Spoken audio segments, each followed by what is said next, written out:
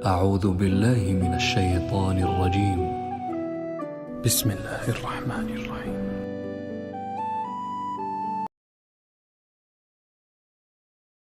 شہنشاہی نظام ہے، بادشاہ کے محل ہیں، ان میں اطلس و کم خواب کے پردے ہیں، مخمل کے گدے ہیں، عیش ہے، فراوانی ہے، آرام ہے، آسائشیں ہیں.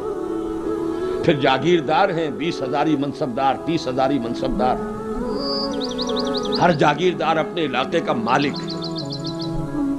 خون پسینہ کسان کرے گا، لائن شیئر جاگیردار لے جائے گا، اس میں سے اپنے عیش کا سامان کرے گا اور بادشاہ کو بھی خراج پہنچائے گا. انسان کا خون چوسا جا رہا ہے. ویمپائرز کہہ لیجئے، وہ خون چوسنے والی چمگادڑیں. نوع انسانی بڑے شکنجے میں آ چکی تھی. محنت کرنے والا کرگھے پر بیٹھا ہوا کپڑا بن رہا ہے، ٹیکس لے رہا ہے جاگیردار. محنت اس کی ہے، خون پسینہ اس کا ہے، دن رات یہ ایک کر رہا ہے، عیش کر رہا ہے جاگیردار. چاہے وہ کوئی کام کرنے والا ہے، کوئی لوہار ہے، کوئی ترکھان ہے، کوئی بڑھئی ہے، کوئی جلاحہ ہے، سب رعیت ہیں. اور آپ حیران ہوں گے، یورپ میں تو یہ بدترین نظام تھا. یورپ میں جاگیرداری جس بدترین شکل میں تھی، پوری دنیا میں آپ کو اس کی مثال نہیں ملے گی. یہ ایک ہی نظام تھا پوری دنیا میں. مڈل ایجز میں جو یورپ میں نظام رہا ہے، جاگیردار کو یہ اختیار یا اس کا یہ حق تھا، ہر لڑکی، کنواری لڑکی جب تک ایک رات اس کے ہاں بسر نہ کر لے، اس کی شادی نہیں ہو سکتی. یہ جابرانہ نظام ہے. اسے پہلے جاگیردار کے ہاں جانا ہوگا، پہلی رات وہاں بسر کرے گی، پھر جس سے شادی ہو رہی ہے اس کے ہاں جائے گی. یہ تھا وہ ظالمانہ نظام، بادشاہت اور ملوکیت کا نظام، جس کی چکی میں نوع انسانی سو پس رہی تھی. اب کیا ضرورت تھی اس وقت؟ ایسا نظام دیا جائے، ایمینسیپیشن ہو، نوع انسانی کو اس جبر سے، اس استبداد سے، اس ظلم سے، اس سے نجات ملے. یہ ضرورت تھی. آپ اخلاقی تعلیم دے رہے ہیں، پہلے ہمیں ظلم سے تو نجات دلوائیے. آپ روحانیت کا چرچا کر رہے ہیں، پہلے ہمیں ان خون چوسنے والوں سے تو نجات دلوائیے. ہماری ہڈیاں جو ہیں وہ پس رہی ہیں، آپ دین کی، اخلاق کی، روحانیت کی باتیں کر رہے ہیں. اچھی طرح سمجھ لیجئے اس بات کو. اصل ضرورت کیا تھی؟ ایک عادلانہ نظام زندگی، اس شکنجے سے نوع انسانی کو چھٹکارا دینا. لیکن میں ذرا اس پر بعد میں بات کروں گا. ابھی اس کے بعد، یہ تو حضور کے زمانے کی بات ہے، آج سے 1400 برس قبل تک تمدن کا ارتقاء یہیں تک پہنچا تھا. قبائلی نظام، شہری ریاستیں، عظیم مملکتیں، امپائرز. اس کے بعد ابھی 2 اور قدم ہیں جو نوع انسانی نے تمدنی ارتقاء کے اٹھائے ہیں. ایک تصور تقریباً 200 سال قبل سے شروع ہوا ہے. A politico socio economic order system. گویا کہ انسان کے لیے ایک ایسے نظام کی ضرورت ہے جس میں ریاست و سیاست، معاشرت اور سماج اور معیشت اور اقتصادیات، یہ ایک وحدت بن جائے. یہ لفظ آپ پڑھتے ہوں گے، دی پولیٹیکو سوشو اکنامک سسٹم، اور یہ ایک وحدت ہے. یہ اگر کمیونزم کا نظام ہوگا تو پولیٹیکو سوشو اکنامک آرڈر یہ بنے گا. کیپٹلسٹک نظام ہوگا تو پولیٹیکو سوشو اکنامک آرڈر یہ شکل اختیار کرے گا. گویا کہ اب معاملہ یہ ہے کہ اس نظام کی گرفت، کانسیپٹ آف سٹیٹ کے بعد جب ریاست کا تصور آ گیا تو نوع انسانی پر اجتماعیت کی گرفت بہت قوی ہو گئی.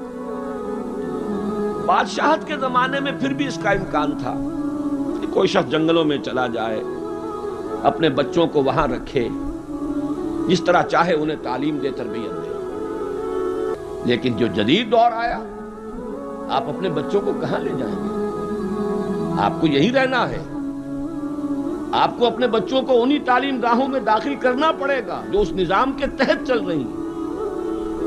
آپ انہیں وہاں داخل کرا کے you wash your hands of your children, اب آپ کے اختیار میں نہیں رہا، تو جو سانچہ وہاں ہے اس سانچے میں بچہ ڈھلے گا۔ آپ بچے کو کہاں لے جائیں گے؟ گھر میں بند کر دیں گے؟ وہ تو ایک اجتماعی نظام کی گرفت میں، آپ کے اختیار میں نہیں رہا کہ آپ اپنے بچے کو جو چاہیں تربیت دے دیں، جس طرح چاہیں پڑھا لیں، جو ذہن اس کا چاہیں بنا لیں، جس سانچے میں چاہیں ڈھال لیں۔ اب تو اجتماعی نظام ہے اور پوری انسانی زندگی اس میں جکڑی گئی، ورنہ اس دور میں خانقاہیں بھی تھی۔ بادشاہت کا جو ظلم و ستم ہو رہا ہے وہ ہو رہا ہے، وہ کسانوں پر ہے، اہل حرفہ پر ہے، لیکن کوئی خانقاہیں ہیں، وہاں راہب ہیں، وہ اپنے لوگوں کو تربیت دے رہے ہیں، کوئی ان کی روحانی جو ہے ارتفاع کی شکل پیدا کر رہے ہیں۔ لیکن یہ دور جو آیا ہے تقریباً 200 سال قبل سے، اس میں تو حیات انسانی ایسی شکنجے میں آئی ہے کہ زندگی کا کوئی گوشہ اس کی گرفت سے فارغ نہیں، انسان اس کے اندر جکڑا گیا۔ اور اب اس کے بعد اگلا قدم ہے، اب سے کچھ دن پہلے تک اس کا امکان تھا کہ آپ اپنے ہاں جو چاہیں نظام بنا لیں، ضروری نہیں ہے کہ جو نظام امریکہ میں ہے وہی آپ اختیار کریں، اس لیے کہ دنیا ابھی یونی پولر نہیں تھی، بائی پولر تو تھی کم سے کم۔ چھوٹے ملکوں کو کچھ سہارا مل جاتا تھا، اگر ایک سپر پاور دھمکاتی تھی تو دوسرے کی طرف سے کچھ نہ کچھ آسرا، کچھ سپورٹ، کسی درجے میں کوئی اس کی حوصلہ افزائی۔ لیکن آج کا انسان جہاں پہنچ چکا ہے، اب یہ ورلڈ آرڈر، گویا کہ اب یہ ممکن نہیں ہے کہ دنیا کے کسی ایک حصے میں کوئی ایک نظام ہو، دوسرے میں کوئی دوسرا نظام ہو۔ آپ اپنی مرضی سے کوئی نظام میں تبدیلی کر لیں، اب تو شکنجے میں آ چکا ہے پورا کرۂ ارضی، ورلڈ آرڈر۔ گویا کہ اب اگر وہ ورلڈ آرڈر ظالمانہ ہوگا، استحصالی ہوگا، استبدادی ہوگا، تو ایک فرد نوع بشر بھی اس کے شکنجے سے بچ نہیں سکے گا۔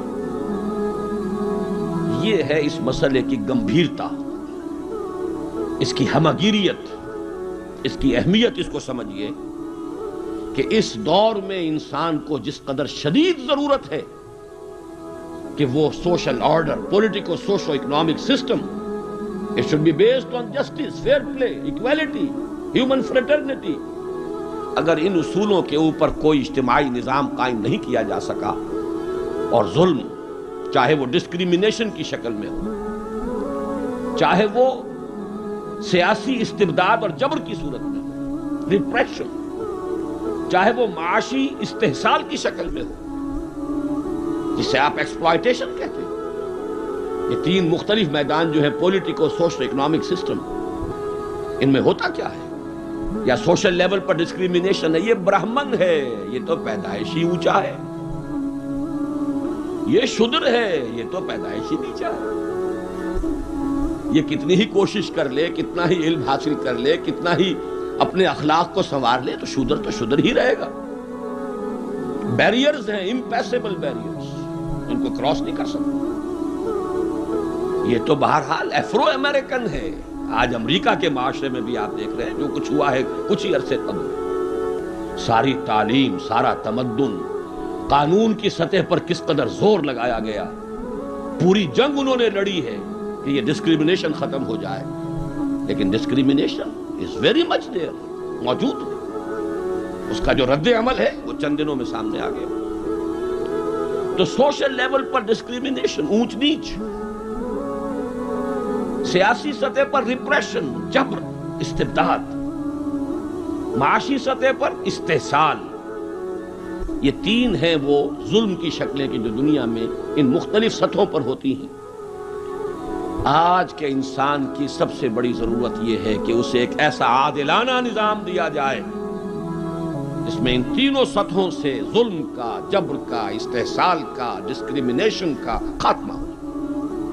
اگر یہ نہ ہوا تو جس پہلو سے بھی ظلم ہوگا، ناانصافی ہوگی، اب وہ گلوبل ہوگی، اب وہ کسی علاقے میں لیمیٹڈ نہیں ہوگی۔ استحصال ہوگا تو پوری دنیا کو، ایک ایک فرد نوع بشر کا خون چوسا جا رہا ہوگا۔ اب یہ خون چوسنے والی چمگادڑیں گلوبل ہیں، وہ چینلز قائم ہو چکے ہیں، وہ IMF ہو، ورلڈ بینک ہو، کہ پوری دنیا کی اکانومی کو کنٹرول کر سکے۔ اور اپنی مرضی کے مطابق ان کی پالیسیز جو ہیں ان کو ڈکٹیٹ کریں. یہ میں نے کچھ وضاحت کی ہے آج کے دور میں، موجودہ حالات میں آج کے انسان کی شدید ترین ضرورت کیا ہے. اس پس منظر میں آپ سے عرض کرتا ہوں، ابھی حال ہی میں علامہ اقبال کے فرزند ڈاکٹر جاوید اقبال صاحب سے ایک ملاقات ہوئی. انہوں نے کچھ سفر کیے ہیں. یہ جو مسلمان ریاستیں جو ہیں وسطی ایشیا کی جو آزاد ہوئی ہیں، وہ کہتے ہیں کہ جہاں میں گیا، چاہے وہ قازقستان ہو اور چاہے وہ ازبکستان ہو، تاجکستان ہو، جہاں گیا لوگوں نے کہا ہمیں ایک ماڈل کی ضرورت ہے، ہمیں ایک نمونہ چاہیے، عادلانہ نظام. اسلام کیا دیتا ہے ہمیں؟ اسلام کے پاس کوئی نظام ہے؟ انسان کی اس سب سے اہم ضرورت کا وہ کیٹر کر سکتا ہے اسلام؟ اور وہ تو ظاہر بات ہے کہ اسلام سے بہت دور جا چکے ہیں. ان کا تو لطیفہ آپ نے سنا ہوگا جو لیاقت بلوچ صاحب کے ساتھ ہوا ہے. کسی ریاست کے صدر صاحب جو ہے، جب ان سے کہا گیا ہمیں نماز پڑھنی ہے، تو اس نے کہا نماز کیا ہوتی ہے؟ اسے کوئی اشاروں سے سمجھایا گیا کہ اس طرح ہم کرتے ہیں، کھڑے ہوتے ہیں پھر جھکتے ہیں. تو اچھا، اٹس ہولی جمناسٹکس، یہ نماز. وہ قوم تو نام کے مسلمان ہے، کس درجے دور جا چکے ہیں. لیکن وہ کہتے ہیں آپ جو اسلام کے نام پر دنیا میں ایک مملکت آپ نے بنائی، آپ ہمیں کوئی ماڈل دیجئے. We need a model. اچھا، یہ بھی ان کا کہنا ہے کہ Saudi model is not acceptable to us. Y?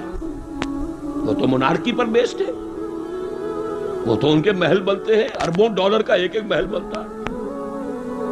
اس نظام کو تو ہم تک چکے ہیں. نو گوئنگ بیک. ہم یہ رجعت قہقرہ جو ہے اس کے لیے تیار نہیں ہے. Saudi model is not acceptable to us. In the same way, Iranian model is also not acceptable to us. Why? اس لیے کہ وہ تھیوکریسی ہے. اس میں تو ایک مذہبی طبقہ ہے جس کے ہاتھ میں حکومت آ گئی. تھیوکریسی کا دور بھی نہیں ہے. روح عصر جو ہے، اسپرٹ آف دی ایج، نہ مونارکی کو قبول کرنے کے لیے تیار ہے، نہ تھیوکریسی کو قبول کرنے کے لیے تیار ہے. اگر کوئی اور شے ہے تو لاؤ. برابر ہر چیز اندر سینہ داری، سرود نالے آہے فغانے، جو کچھ ہے لاؤ. یہ تو ہے آج کی وہ ضرورت. ایک چیخ ہے، ایک پکار ہے. ان کی زبانوں پر اس لیے آ گئی کہ وہ ایک تجربے کو گویا کہ اس سے گزر کر آ چکے ہیں. وہ تجربہ ایک رد عمل تھا کیپٹلزم کے خلاف. اس کے یہ معنی نہیں ہے کہ وہ کیپٹلزم کو اختیار کرنے کو تیار ہے. اس لیے کہ وہ تو جو فلسفہ ہے تھیسس، اینٹی تھیسس اور سنتھیسس کا، اس کی روح سے بھی واپس جانے کا تو کوئی سوال نہیں ہے. تمدنی ارتقائی ہوگا، اس سے کسی بہتر شکل کی طرف انسان جائے گا. واپس جو ہے ادھر تو اس تمدن کے ارتقاء کے سفر کا یہ رخ ہو ہی نہیں سکتا. اب اسی ضمن میں یاد دلاتا ہوں، یہی بات تھی جو علامہ اقبال نے کہی تھی 1930 میں خطبہ الہ آباد میں. 1930 تک اگر اپنے ذہن کو لے جائیے، اب یہ 62 برس قبل کی بات ہے، میری پیدائش سے بھی 2 سال قبل. اس وقت تک ابھی پاکستان کا تو کوئی سوال ہی نہیں کہ کسی کی زبان پر لفظ آیا ہو. خود قائد اعظم جو ہے وہ ابھی 14 نکات تک پہنچے تھے، 14 پوائنٹس، اس سے آگے نہیں. کوئی علیحدہ مملکت کا تصور ابھی کہیں نہیں تھا. علامہ اقبال نے بھی پروپوز نہیں کیا تھا، تجویز نہیں دی تھی. ورنہ تو سیدھی بات ہے، یا تو ریزولوشن ہو جاتا 1930 ہی میں جو 47 میں جا کر ہوا 10 برس بعد، یا پھر یہ کہ پروپوزل ریجیکٹ ہوتی. پروپوزل نہیں تھی. انہوں نے یہ صرف پیشین گوئی کی تھی کہ میں محسوس کرتا ہوں کہ یہ ڈیسٹنی ہے، یہ تقدیر ہے، ایسا ہو کر رہے گا کہ ہندوستان کے شمال مغربی علاقے میں ایک آزاد مسلمان ریاست قائم ہوگی. یہ پیشن گوئی تھی، پروفیسی تھی. It was not a proposal. لیکن اگلا جملہ ہے اصل میں جس کے لیے میں نے یہ حوالہ دیا. اگر ایسا ہو گیا تو ہمیں ایک موقع مل جائے گا کہ اسلام کی اصل تعلیمات پر جو پردے دور ملوکیت میں پڑ گئے تھے، اسلام کی اصل تعلیمات تو دور خلافت راشدہ کی تھی. اسلام کا آئیڈیل نظام تو وہ تھا کہ دور فاروقی میں سفیر آیا ہے ایران کا, اس نے پوچھا اینا ملککم, تمہارا بادشاہ کہاں ہے؟ اسے جواب ملا لیس لنا ملکن بل لنا امیرون, ہمارا کوئی بادشاہ نہیں ہے, ہمارا تو ایک امیر ہے, امیر المومنین ہے ہمارا. بھئی وہ کہاں ہے؟ کوئی محل نظر نہیں آ رہا ہے چھوٹی سی بستی کے اندر. وہ ہمارے فاروق رہتا کہاں ہے جس کے نام سے تھرا رہے ہیں شہنشاہوں کے ایوان, لرزہ طاری ہے جس کے نام سے, رہتا کہاں؟ بتایا گیا کہ بیت المال کے کچھ اونٹ گم ہو گئے تھے, ہمارا وہ خلیفہ ان کو تلاش کرنے باہر گیا ہوا ہے. وہ کسی کو ساتھ لے کر گیا ہوگا کہ پہچان تو سکے. تو دیکھا کہ تھک گئے تھے حضرت عمر فاروق, صبح سے تلاش میں تھے, اونٹ نہیں ملے, تھک گئے, دھوپ تیز ہو گئی, تو ایک جھاڑی کے ذرا سائے میں استراحت فرما رہے ہیں اپنا کوڑا اپنے سر کے نیچے رکھ کر. اس نے وہاں کھڑے ہو کر کہا اے عمر, تم انصاف کرتے ہو لہذا تمہیں کوئی خوف نہیں ہے. ہمارے بادشاہ ظلم کرتے ہیں, ان کی جان کانپتی رہتی ہے, اونچی اونچی فصیلوں کے پیچھے بھی وہ لرزتے رہتے ہیں, انہیں باڈی گارڈز کی ضرورت ہے, ان کے لیے تو طرح طرح کی حفاظتوں کا سامان. یہ تھا نظام جو محمد عربی نے دیا صلی اللہ علیہ وسلم. دور ملوکیت میں تو پھر وہی ایوان سجے, وہی محل بنے, وہی چہیتی بیویوں کے لیے کروڑوں روپے کے مقبرے تعمیر ہوئے, محل بنے. جا کر دیکھ لیجئے الحمرا, دیکھ لیجئے جا کر محل. اب وہ محل ہیں لا یرا الا مساکنہم, وہ مسکن اور محل نظر آ رہے ہیں, ان میں رہن بسنے والوں کا نام و نشان مٹ گیا.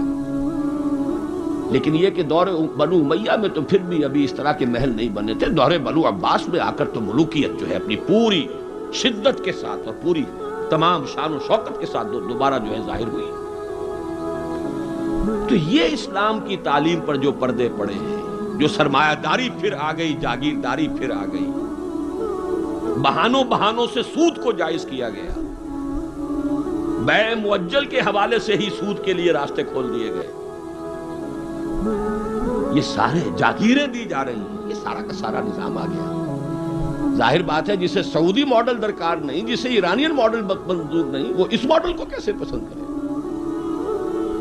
ماڈل تو اگر چاہیے تو وہ تو خلافت راشدہ کا ہے, اس کا کوئی عملی نمونہ دنیا میں آج نہیں ہے. تو اقبال نے یہ کہا تھا کہ اگر ایسا ہو گیا, کاش کہ ایسا ہو جائے, تو ہمیں ایک موقع مل جائے گا کہ اسلام کی تعلیمات پر جو پردے دور ملوکیت میں پڑ گئے تھے انہیں ہٹا کر اسلام کے اصل رخ روشن دنیا کو دکھائیں. یہی بات قائد اعظم نے کہی تھی.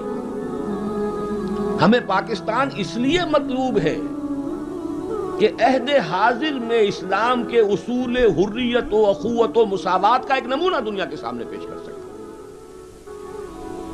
یہ بات دوسری ہے, 45 برس بیت گئے شمسی حساب سے اور 46.5 برس بیت چکے ہیں قمری حساب سے, ابھی تو کہیں وہ مساوات اور حریت اور اخوت کہیں نظر نہیں آ رہی. وہ تو ایک قوم بھی کئی قومیتوں میں بٹ گئی, لسانی اور علاقائی اور صوبائی عصبیتوں کا دورہ ہے. ڈھونڈ اب اس کو چراغ رخ زیبا لے کر, وہ ایک قوم جو ہندوؤں کے مقابلے میں ایک قوم بن گئی تھی, اب تو وہ تحلیل ہو چکی, اس کا کوئی وجود ہی نہیں ہے. میں بہرحال اس مرثیے پر زیادہ وقت صرف نہیں کرنا چاہتا. اس وقت عرض یہ کرنا ہے, آج کے انسان کی اصل ضرورت ایک ماڈل. زبانی کلامی بات کوئی قبول نہیں کرے گا. خلافت راشدہ کی مدح کریں گے, وہ کہیں گے پدرم سلطان گور, تو راچے تم کیا ہو, اپنی شکل دیکھو, تم کیا ہو, تم تو ہم سے بدتر ہو, تمہارے ہاں ڈسکریمنیشن. سید زیادہ تو سید زیادہ ہے ہی ہے, اونچائی ہے, اخلاق کا کتنا ہی پست ہو, اور یہ مسلی یہ تو ہے ہی نیچ, چاہے اخلاق اور کردار میں کتنا ہی اونچا ہو جائے. یوں تو سید بھی ہو, مرزا بھی ہو, افغان بھی ہو, تم سبھی کچھ ہو, بتاؤ تو مسلمان بھی ہو. تمہارا تمدن, تمہاری تہذیب, تمہارا نظام بدترین نظام.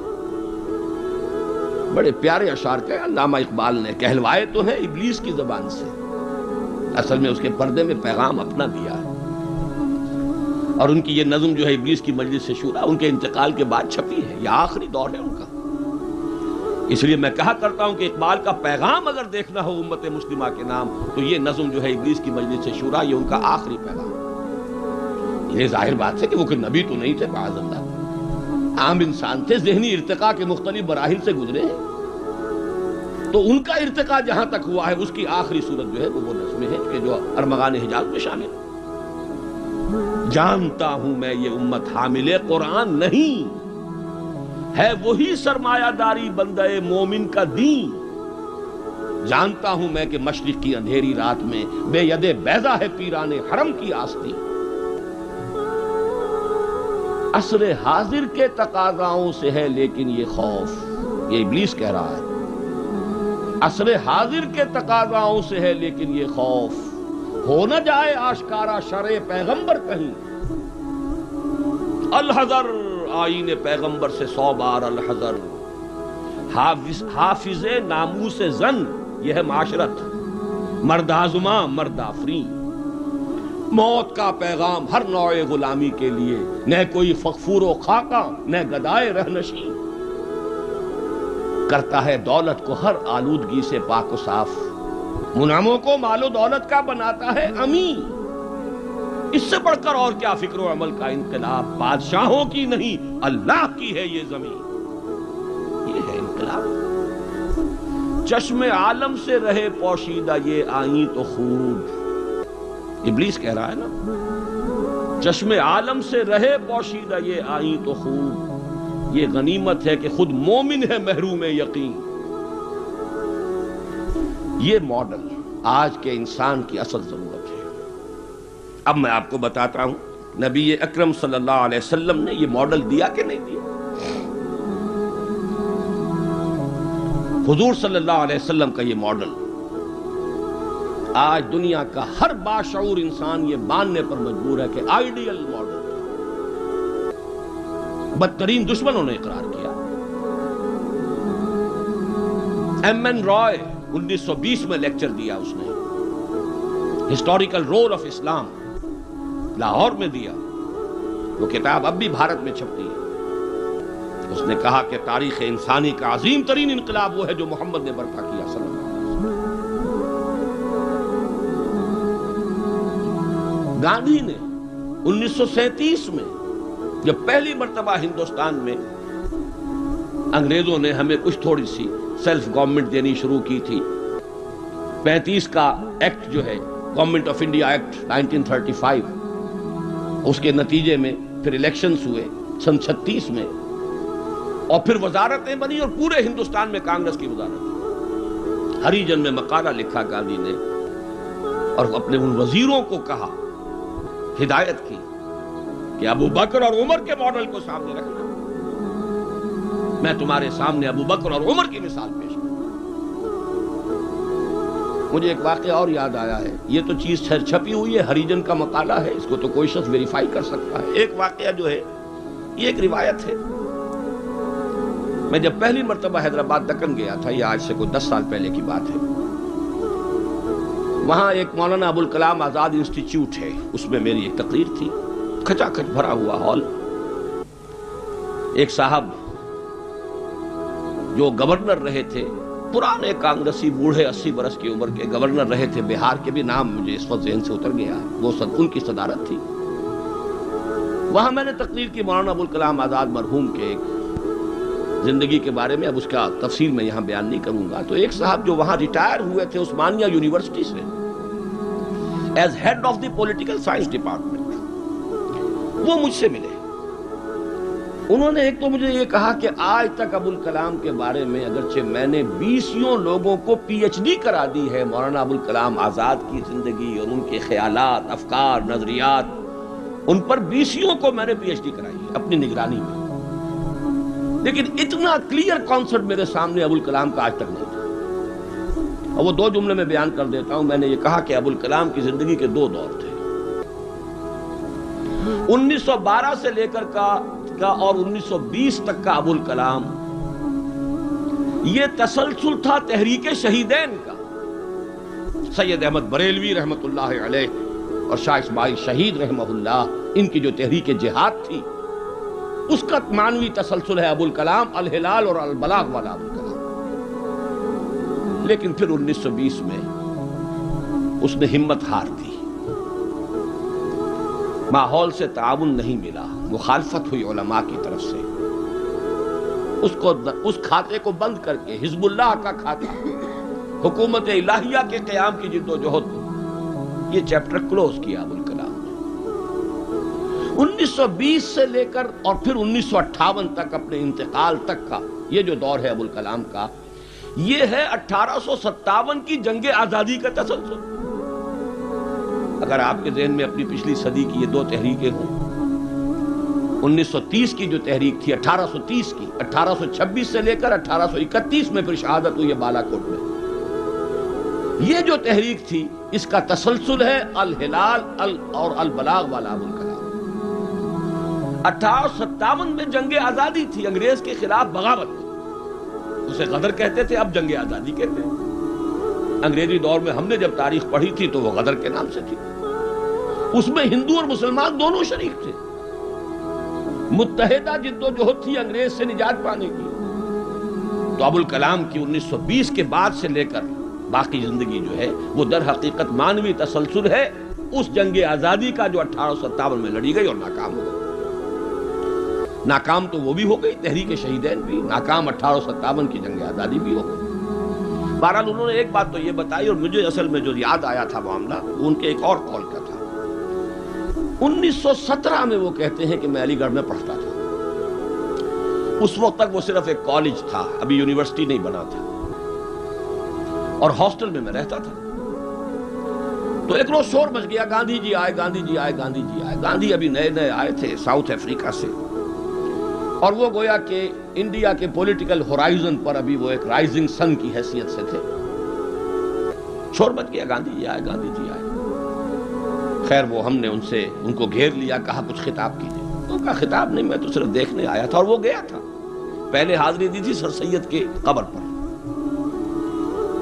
پھر اس نے کہا میں آپ لوگوں کو ایک تو خوشخبری دیتا ہوں، آپ کے کالج کے یونیورسٹی بننے کا فیصلہ ہو گیا ہے، چارٹر آپ کی یونیورسٹی کا منظور ہو گیا ہے، آپ کو معلوم نہیں ہوگا، میں آپ کو خوشخبری دے رہا ہوں۔ لیکن ایک بات میں آپ سے اور کہتا ہوں، لوگ ہمت میں گوش ہو گئے، اگر آپ کا کالج یا آپ کی یونیورسٹی ایک عمر پیدا کر دے تو بہت بڑا احسان ہوگا نوع انسان، لیکن مجھے یقین ہے آپ عمر پیدا نہیں کر سکتے، اس لیے کہ میں آپ کے ہاسٹلوں میں چکر لگا چکا ہوں، وہاں قالین بچھے ہوئے ہیں، وہاں عیش اور آسائش کے سامان ہیں، اس ماحول میں عمر پروان نہیں چڑھتا۔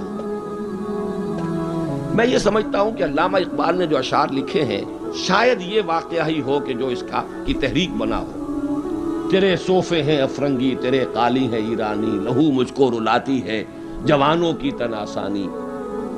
تو معلوم ہوا کہ یہ عمر کا وہ مقام گاندھی کی نگاہ میں تھا، اور پھر سن 1937 میں 20 برس بعد وزیروں کو کہا ہے کہ ابو بکر اور عمر کو اپنے سامنے ماڈل کی حیثیت سے رکھو۔ ایچ جی ویلز نے کہا ہے اگرچہ حضور کی ذاتی زندگی پر، خاص طور پر ازدواجی زندگی پر بڑے رقیق حملے کیے، لیکن پھر اس نے جب حجۃ الوداع کے ذکر پر آتا ہے concise history of the world میں، اس کا پرانا آپ کو کوئی ایڈیشن تلاش کرنا ہوگا، نئے ایڈیشن میں سے یہ پیسیجز نکال دیے ہیں نئے ایڈیٹرز نے، لیکن یہاں کی یونیورسٹی سے میں نے نکلوا کر ایک دفعہ ویریفائی کیا تھا، چونکہ مجھے تو بہت پرانے یہ الفاظ یاد تھے، لیکن پھر میں نے انہیں تازہ کیا کراچی یونیورسٹی کی لائبریری سے۔ اس میں وہ لکھتا ہے، وہ حضور کے خطبے کے الفاظ نقل کر کے، لا فضل لعربی علی عجمی ولا لعجمی علی عربی ولا لاحمر علی اسود ولا لاسود علی احمر الا بالتقوی کلکم بنو آدم وآدم من تراب۔ اس کا ترجمہ دے کر پھر لکھتا ہے کہ اگرچہ ہیومن فریٹرنٹی، فریڈم اور ایکویلٹی کے سرمنز تو پہلے بھی بہت کہے گئے تھے، جیزس آف نزارت کے ہاں، حضرت مسیح کا تذکرہ کر رہا ہے، جیزس آف نزارت کے ہاں بھی سرمنز تو بہت ہیں، لیکن یہ ماننا پڑتا ہے کہ تاریخ انسانی میں پہلی مرتبہ محمد نے ان اصولوں پر ایک معاشرہ قائم کر کے دکھایا۔ اس سے بڑا ٹریبیوٹ کیا ہوگا؟ اور دشمن ہے، ذاتی اعتبار سے حملے کر رہا ہے، رقیق حملے کر رہا ہے، استہزاء کر رہا ہے یہ تعدد ازدواج کا، لیکن یہ بات ماننے پر مجبور ہے کہ انسانی تاریخ میں پہلی مرتبہ انسان کی حریت، اخوت اور مساوات کے اصولوں پر مبنی ایک نظام قائم کیا محمد صلی اللہ علیہ وسلم۔ اور نوٹ کیجئے یہی 3 الفاظ قائد اعظم نے استعمال کیے تھے۔ ہم پاکستان اس لیے چاہتے ہیں کہ عہد حاضر میں اسلام کے اصول حریت و اخوت و مساوات کا ایک نمونہ دنیا کو دکھائے۔ اسی طرح پھر ڈاکٹر مائیکل ہارٹ کی دی 100 مشہور کتاب ہے۔ بہرحال یہ ماڈل، یہ رحمت محمد الرسول اللہ صلی اللہ علیہ وسلم انسان کو عطا کر چکے ہیں، اور اپنے تو بہرحال مدح کریں گے ہی، اپنوں کی تو آنکھ محبت اور عقیدت کی آنکھ ہے، لیکن میں نے یہ گواہیاں دی ہیں اغیار کی، دشمنوں کی۔ اب آئیے دوسری آیت کی طرف۔ لقد کان لکم فی رسول اللہ اسوۃ حسنہ، یہاں خطاب ہو رہا ہے تمہارے لیے اللہ کے رسول کی زندگی میں، اللہ کے رسول کی شخصیت میں ایک عمدہ نمونہ ہے۔ پہلے تو غور کیجئے لکم سے مراد کیا ہے؟ یہاں خطاب مسلمانوں سے ہے، یہاں پوری نوع انسانی سے نہیں ہے، یہ فرق ہے، نوٹ کر لیجئے۔ پہلی آیت کے مقابلے میں خطاب کا رخ اس آیت میں یہ محدود ہے، مسلمانوں کی طرف خطاب ہے۔ اے مسلمانوں، تمہارے لیے رسول کی شخصیت میں ایک عمدہ نمونہ ہے۔ آپ کہیں گے کس دلیل سے یہ کہہ رہے ہیں؟ اسی آیت کا جو دوسرا ٹکڑا ہے وہ عام طور پر پڑھا نہیں جاتا۔ لقد کان لکم فی رسول اللہ اسوۃ حسنۃ لمن کان یرجو اللہ والیوم الآخر وذکر اللہ کثیرا، اس شخص کے لیے اسوہ ہے حضور کی زندگی اور شخصیت جو 3 شرطیں پوری کرے، جیسے کہ قرآن مجید خود اپنے بارے میں کہتا ہے ہدی للناس شہر رمضان الذی انزل فیہ القرآن ہدی للناس وبینات من الہدی والفرقان، لیکن سورہ بقرہ ہی کے شروع میں کہتا ہے ہدی للمتقین۔ ستیارتھ پرکاش کے مصنف نے سوامی دیانند سرسوتی نے تو اعتراض کیا تھا اس پر۔ 14واں باب، بدنام زمانہ 14واں باب یاد ہوگا۔ اس کا حل کیا ہے اس اشکال کا؟ قرآن اپنی جگہ ہدایت ہے پوری نوع انسانی کے لیے تا قیام قیامت، لیکن اس سے استفادہ وہی کرے گا جس میں استفادے کی پیاس اور طلب، پیاس ہی نہیں، بہترین مشروب رکھ دیجئے پیے گا نہیں انسان، بھوک نہیں، بیماری کی وجہ سے ذائقہ منہ کا خراب ہے۔ آپ نے دیکھا ہوگا ماؤں کو بیچاریاں بچوں کی کیسی کیسی خوش آمدیں کرتی ہیں، بیٹے کچھ کھا لو، یہ کھا لو، وہ کھا لو، یہ، لیکن اس کا منہ کا ذائقہ بگڑا ہوا کچھ نہیں کھاتا، بھوک مری ہوئی ہے کچھ نہیں کھاتا۔ تو جس میں ہدایت کی طلب نہیں ہوگی قرآن اس کو ہدایت نہیں دے گا۔ اپنی جگہ ہدی للناس، استفادے کے لیے شرط ہے، پیاس ہو، طلب ہو تب۔ اسی طرح حضور کی زندگی اسوہ کاملہ، اپنی جگہ مکمل ہر اعتبار سے، لیکن اس سے استفادہ کرنے کے لیے 3 شرطیں ہیں۔ لقد کان لکم فی رسول اللہ اسوۃ حسنۃ لمن کان یرجو اللہ والیوم الآخر وذکر اللہ کثیرا، اس کے لیے اسوہ ہے کہ جو اللہ سے ملاقات کا امیدوار ہے، یوم آخرت پر یقین رکھتا ہے، حساب کتاب کا یقین ہے، اور اللہ کا ذکر کرتا ہو کثرت کے ساتھ، اس کے لیے اسوہ۔ بہت اہم ہے یہ نقطہ جو عام طور پر اس آیت کا دوسرا ٹکڑا جو ہے وہ سنایا ہی نہیں جاتا۔ لقد کان لکم فی رسول اللہ اسوۃ حسنۃ لمن کان یرجو اللہ والیوم الآخر وذکر اللہ کثیرا اللہم ربنا اجعلنا منہم، اے اللہ ہمیں ان لوگوں میں شامل فرما جو ان 3 شرطوں کو پورا کر کے اور محمد الرسول اللہ صلی اللہ علیہ وسلم کی اسوہ حسنہ سے استفادہ کر سکے۔ اب نوٹ کیجئے حضور کا یہ اسوہ نمونہ کس کس پہلو سے ہے. اس میں بھی ذرا 3 مراحل آئیں گے. سب سے پہلے یہ کہ ایک فرد کی حیثیت سے اسوہ کاملہ، خاص طور پر میرے نزدیک تو یہ سیرت النبی کا اعجاز ہے، معجزہ ہے. اگرچہ حضور کا سب سے بڑا معجزہ قرآن ہے، لیکن خود اپنی جگہ پر سیرت النبی معجزہ ہے. کس معنی میں؟ انسان کی جتنی حیثیتوں کا آپ تصور کر سکتے ہیں ان تمام حیثیتوں میں اسوہ موجود ہے محمد الرسول اللہ صلی اللہ علیہ وسلم. باپ کی حیثیت سے اسوہ موجود. حضرت مسیح کی زندگی میں تو نہیں، انہوں نے شادی نہیں کی. شوہر کی حیثیت سے اسوہ موجود. خسر کی حیثیت سے اسوہ موجود. حضرت علی کے خسر ہے کہ نہیں؟ حضرت عثمان کے خسر ہے یا نہیں؟ داماد کی حیثیت سے اسوہ موجود. حضرت ابوبکر حضرت عمر کے داماد ہے کہ نہیں؟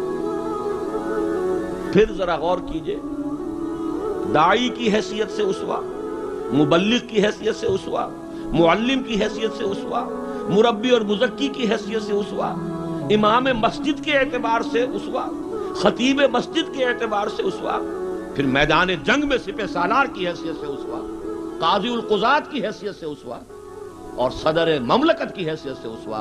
کون سی زندگی کا گوشہ رہ گیا؟ اتنی گمبھیر زندگی کا واقعہ یہ ہے کہ کوئی اور دنیا میں مثال آپ نہیں دے سکتے. اتنی جامع زندگی. یہی بات ہے جو ڈاکٹر مائیکل ہارٹ نے تو یہی بات تو کہی ہے. He is the only person supremely successful in both the religious and secular fields.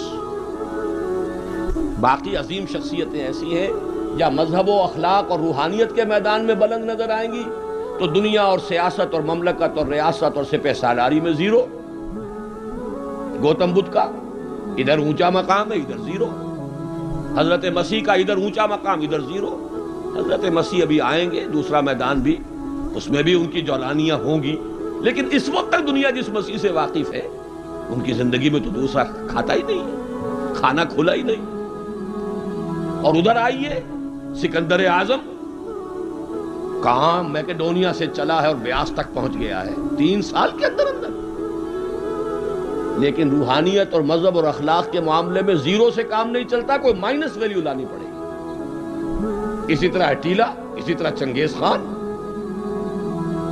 ایک ہی شخصیت ہے، the only person supremely successful in both the fields. گویا کہ ہر اعتبار سے اسوہ کاملہ. یہاں بھی ایک نقطہ ذرا سی ڈائگریشن ہے. ایک پہلو ایسا ہے انسانی زندگی کا جس میں حضور اس کی شخصیت یا آپ کی سیرت اسوہ نہیں ہے. آدمی چونک جائے گا، اسے شاید توہین پر محمول کرے، لیکن ہے. اور وہ شخصیت کا پہلو ہے ایک عورت کی حیثیت سے. بیوی کے لیے اسوہ، ماں کے لیے اسوہ کہاں سے آئے گا؟ آخر آدھی انسانیت ہے، نصف بہتر حیات آپ تو کہتے ہیں، دی بیٹر ہاف. اس کے لیے اسوہ، اس کی نسوانی زندگی کے اعتبار سے اسوہ کہا. دیکھیے یہی نقطہ ہے، نوٹ کر لیجئے، دل پر لکھ لیجئے. یہی وجہ ہے کہ جس سورہ مبارکہ میں یہ آیت آئی ہے لَقَدْ كَانَ لَكُمْ فِي رَسُولِ اللَّهِ أُسْوَةٌ حَسَنَةٌ، اسی میں فرمایا گیا اے نبی کی بیویوں تمہیں اسوہ بننا ہے پوری نوع انسان. یا نساء النبی لستن کاحد من النساء، اے نبی کی بیویوں تم عام عورتوں کے مانند نہیں. نبی کی زندگی میں جو خلا ہے اس لیے کہ وہ مرد ہے، اسوہ کے اعتبار سے جو خلا رہ گیا ہے اسے تمہیں پر کرنا ہے. انما یرید اللہ لیذھب عنکم الرجس اہل البیت ویطہرکم تطہیرا. اللہ چاہتا ہے کہ تم سے ہر طرح کی گندگی آلائش کو خوب دھو کر پاک کر دے. تطہیر، جتنا کہ تطہیر کا حق ہے بتمام و کمال تمہاری شخصیتوں میں پورا ہو جائے، اس لیے کہ تم پوری امت کے لیے، نوع انسانی کے لیے اسوا کی وہ کمی کہ جو سیرت محمدی میں ہے صلی اللہ علیہ وسلم، اس خلا کو پر کرنے والی بنو گی۔ بہرحال انفرادی حیثیت میں گمبھیر ترین اسوا حضور کی زندگی میں موجود ہے۔ اسی کا ایک رخ اور بھی ہے انفرادی زندگی کا، اور وہ ہے اخلاقیات۔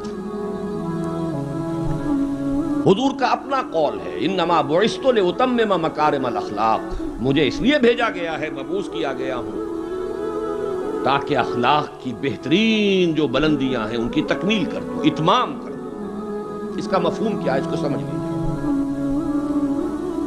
علیحدہ علیحدہ انڈیویجول ایتھیکل ویلیوز، اخلاقی قدریں مختلف انبیاء کی زندگی میں اپنے نقطۂ عروج کو پہنچ چکی تھی۔ صبر میں حضرت ایوب سے آگے کس کا مقام ہوگا؟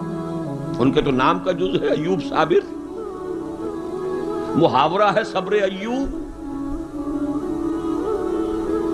تسلیم میں حضرت اسماعیل سے آگے کون جائے گا جو گردن رکھ رہا ہے، ابا جان چلائیے چھری، ستجدنی انشاءاللہ من الصابرین۔ سر تسلیم خم ہے جو مزاج یار میں آئے، اس سے کوئی اونچا مقام ہوگا؟ استقامت میں حضرت نوح سے آگے کوئی جا سکتا ہے؟ 950 برس کس پر آئے؟ 950 برس۔ فَلَبِثَ فِيهِمْ أَلْفَ سَنَةٍ إِلَّا 50 عَامًا۔ دعوت اور تبلیغ میں استقامت سے اس سے آگے تو کوئی مقام ممکن نہیں۔ غیرت اور حمیت اور جلال دین کے لیے حضرت موسیٰ سے آگے کون جائے گا؟ زہد اور لذات دنیا سے کنارہ کشی میں حضرت مسیح اور حضرت یحییٰ سے آگے کون سا مقام؟ اب کمی کون سی تھی؟ یہ ہے بات سوچنے کی۔ پھر اتمام کس کا کیا حضور نے؟ یہ اتمام ہے جامعیت کا اتمام۔ ان تمام اقدار کو جمع کر کے ایک بہترین گلدستہ توازن، اعتدال کے ساتھ ان سب کو ایک شخصیت میں جمع کر دینا، یہ ہے وہ اتمامی اور تکمیلی شان جو محمد الرسول اللہ صلی اللہ علیہ وسلم کی ہے اس میدان میں۔ زہد بھی ہے لیکن ازواج مطہرات بھی ہے، نکاح بھی ہے۔ وہ زہد نہیں ہے کہ جو رہبانیت والا زہد ہے۔ حضرت عائشہ کی شہادت ہے کہ حضور بیٹھے ہوتے تھے ہمارے مابین اور پیار اور محبت کی باتیں ہوتی تھیں، وہ زاہد خشک کا معاملہ نہیں تھا حضور کا۔ حضور نے خود فرمایا مجھے تمہاری اس دنیا سے 3 ہی چیزیں پسند ہیں، ان میں سے ایک عورت کا ذکر کیا، کوئی حجاب نہیں، جو فطرت ہے جو اللہ نے بنائی ہے، بھرپور آئلی زندگی بسر کی ہے، اور بہت محبت کرنے والے اور محبت دینے والے شوہر تھے محمد صلی اللہ علیہ وسلم۔ لیکن جیسے ہی اذان کی آواز آتی تھی ایسے اٹھ کر چلے جاتے تھے کہ جیسے ہم سے کوئی تعلق ہی نہیں، سروکار ہی نہیں، ہم سے واقف ہی نہیں کہ ہم کون۔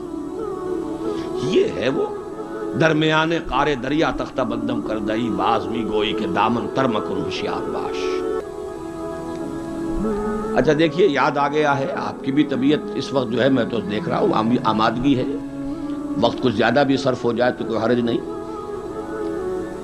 رجم کا ایک واقعہ ہو رہا ہے حضرت مسیح کی زندگی میں، وہ میری مگدلین پڑھا ہوگا آپ نے، زانیہ تھی، جرم ثابت ہو گیا، اسے رجم کرنے کے لیے لے کے جا رہے تھے، شور مچا ہوا تھا، حضرت مسیح بھی گزر رہے تھے، کیا معاملہ ہے؟ یہ ہے۔ فرمایا ٹھیک ہے چلو، خود بھی چلے۔ اب جب اسے باندھ دیا گیا، اب کھڑے ہو کے فرمایا ٹھیک ہے قانون ہے رجم کا اور یہ شریعت موسوی کا حکم ہے، رجم ہونا چاہیے، لیکن اس کو پہلا پتھر وہ مارے جس نے خود کبھی زنا نہ کیا۔ میں کہتا ہوں حیرت ناک بات ہے یہ کہ اتنی شرافت ان لوگوں میں تھی کہ ایک ایک جو ہے وہاں سے کھسکنا شروع ہو گیا، مجمع چھٹ گیا۔ یہ ایک رخ ہے زندگی کا۔ حضور کی شخصیت میں اب آپ کو 2 رخ جمع ملیں گے۔ وہ غامدیہ خاتون آئی ہے اور اس نے کہا حضور مجھ سے وہ خطا ہو گئی ہے، مجھے پاک کر دی۔ حضور نے پوچھا کہ کہیں کوئی حمل تو نہیں ہے؟ جی حمل بھی ہے. تو جاؤ، جرم تمہارا ہے، اس جان کا کیا جرم ہے جو تمہارے پیٹ میں ہے؟ وضع حمل کے بعد آنا. اب آئی ہے وہ وضع حمل کے بعد، بچہ گود میں ہے. حضور وہ مرحلہ طے ہو گیا، اب مجھے پاک کر دیجئے، رجم کر دیجئے، میں پاک ہو جاؤں. دنیا کی سزا میں بھگت لوں گی، آخرت میں اللہ مجھے بچا. فرمایا ابھی تو اس بچے کی زندگی تمہارے ساتھ وابستہ ہے، جاؤ دودھ پلاؤ. کچھ دنوں کے بعد پھر آئی ہے، بچے کے ہاتھ میں روٹی کا ٹکڑا ہے، کھا رہا ہے. فرمایا ہاں اب ٹھیک ہے، لے جاؤ اس کو رجم کر دو. اللہ کا حکم ہے، لا تاخذکم رافۃ فی دین اللہ ولا تاخذکم بہما رافۃ فی دین اللہ. اللہ کا حکم ہے، کرنا ہوگا، چاہے اپنے سینے پر پتھر رکھنا پڑے، اب رجم کرنا ہوگا. لیکن جب رجم ہو گیا ہے اور وہ خاتون جو ہے ان کا انتقال ہو گیا، کسی کی زبان سے نکل گیا کتنی بے حیا عورت تھی، حضور نے ڈانٹ دیا. نہیں، اس عورت نے وہ توبہ کی ہے کہ اگر تمام مدینے والوں پر تقسیم کر دی جائے تو سب کی نجات کا ذریعہ بن جائے. یہ توازن ہے. حکم رب کا نفاذ بھی ہے، اس میں اپنی ذاتی شفقت کو آڑے نہیں آنے دینا ہے. لیکن یہ نہیں ہے کہ اس سے کوئی سوء ظن ہو. مریض سے دشمنی نہیں ہوتی، مرض سے دشمنی ہوتی. مریض سے تو ہمدردی ہوتی، اور اس نے تو وہ توبہ کی ہے. بہرحال انفرادی سطح پر میں نے ایک تو عرض کیا کہ اسوہ محمدی کی جامعیت کبریٰ. نمبر 2، اخلاقی میدان میں تکمیل، یعنی تمام جتنی اخلاقی اقدار ہیں بلند اور اعلیٰ، ان کا مجموعہ حسین گلدستہ، جس میں ہر شے اپنے اپنے مقام پر صحیح توازن اور اعتدال کے ساتھ ہے. یہ ہے خاص معاملہ محمد رسول اللہ صلی اللہ علیہ وسلم. دوسرا اسوہ حضور کا وہ میں بیان کر چکا، ایک ماڈل پیش کر دیا، نوع انسانی کے لیے ایک ماڈل. وہ نظام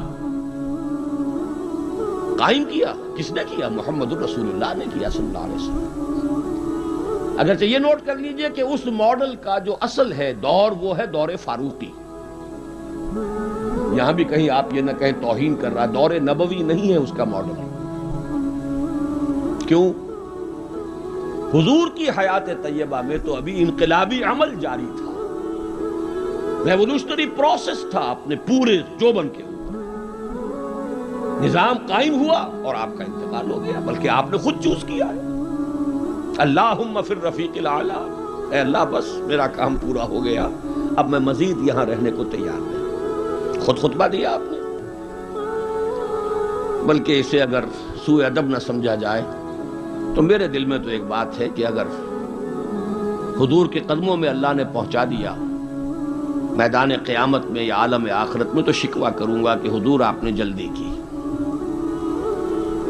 ابھی جو عرب ایمان لائے تھے یدخلون فی دین اللہ افواجا، ابھی ان کی کچھ اور تربیت آپ فرماتے، کچھ اور دن آپ دنیا میں قیام فرماتے. چوائس ہوتا ہے نبی کا، یہ تو حضور کی حدیث ہے. انبیاء کا معاملہ خاص ہے کہ جب وقت آ جاتا ہے اس وقت انہیں چوائس دے دیا جاتا ہے. ابھی مزید رہنا چاہتے ہیں تو رہیے، اور اگر واپس آنا چاہتے ہیں تو ٹھیک ہے، آپ کا وہ وقت جو ہے وہ ہو چکا.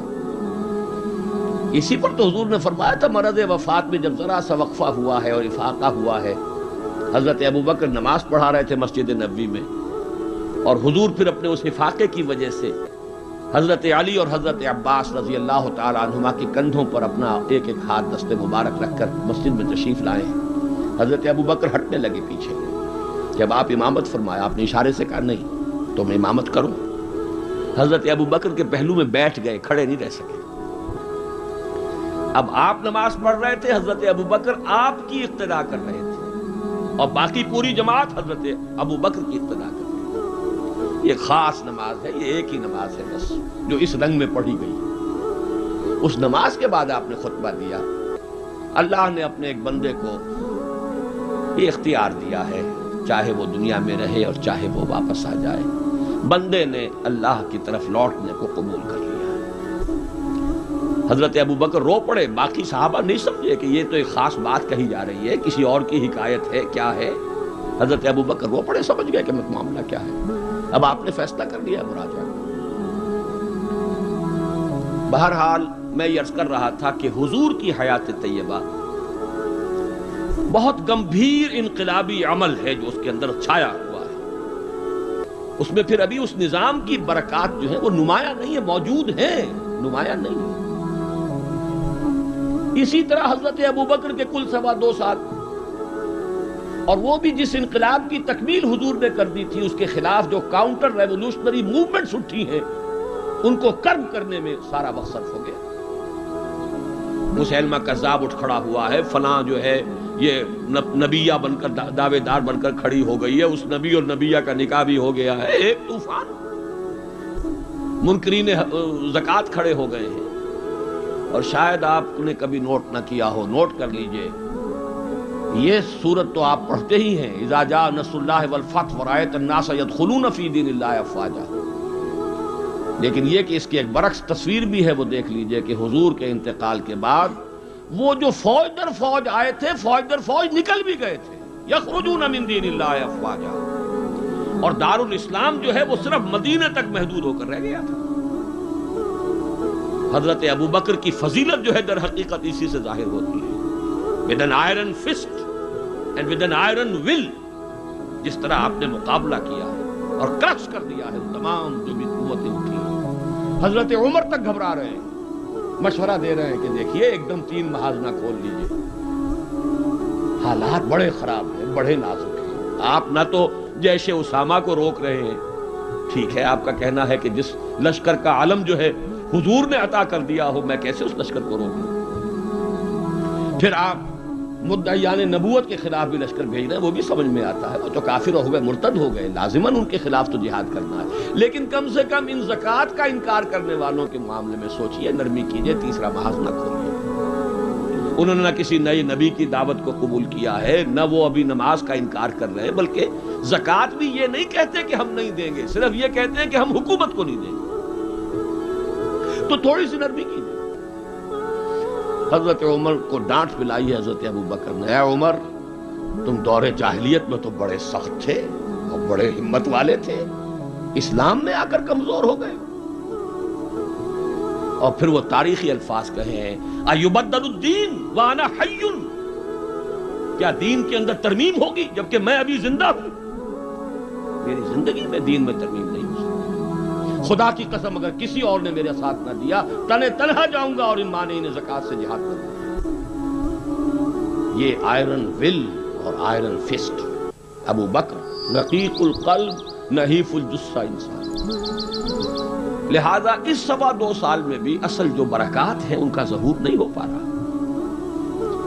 اصل میں جسے انگریزی میں آپ کہتے ہیں للی ان بلوم، یہ گلاب کا پھول پوری طرح کھل کر جو سامنے آیا ہے وہ دور فاروقی ہے رضی اللہ تعالی عنہ، اس کی وہ شانیں ہیں۔ وہ سفیر کا واقعہ سنا چکا ہوں، حریت کا معاملہ دیکھیے کہ سعد ابن ابی وقاص کے بارے میں پرچہ نویس نے اطلاع دی ہے ایران سے، گورنر ہے ایران کے حضرت سعد ابن وقاص، اور گورنر اس لیے ہے کہ خود فاتح ایران ہیں، یہ ریوڑیوں کی طرح بٹی ہوئی گورنریاں نہیں ہے کہ اس کو دے دو اس کو دے دو، جس کو چاہو دے دو، خود فاتح ایران سعد ابن ابی وقاص۔ اور آدمی کون ہے وہ؟ ایک ہی انسان ہے جس کے بارے میں حضور نے فرمایا، اے سعد تم پر میرے ماں باپ قربان۔ غزوہ احد میں جب لرغہ کیا ہے کفار نے اور حضور کو شہید کرنے کے لیے سرتوڑ کوشش کی ہے، اس وقت تیر اندازی کر رہے تھے حضرت سعد ابن ابی وقاص رضی اللہ تعالیٰ عنہ، یکی از عشرہ مبشرہ۔